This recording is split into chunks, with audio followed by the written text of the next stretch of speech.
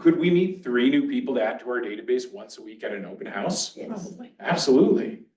You'll meet probably more right now. I heard open houses are pretty hot. They're kind of hard to get business out of, but you will build your database.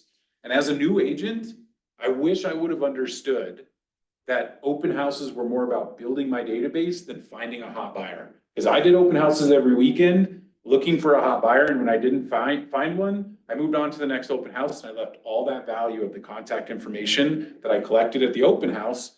I didn't do anything with it. So number one, I wasn't at KW and I didn't know any better.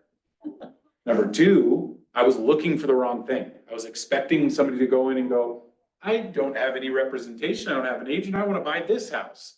And if you've ever run open houses at a high scale, you'll find that happens maybe 1 in 1,000 open houses, that you get that buyer that walks in unrepresented and wants to buy that house. It's very rare.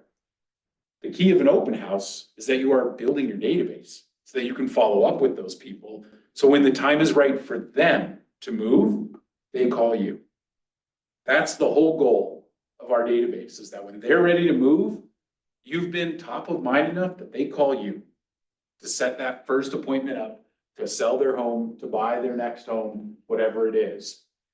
And now you all have an idea of how many new people you need to be building your database to.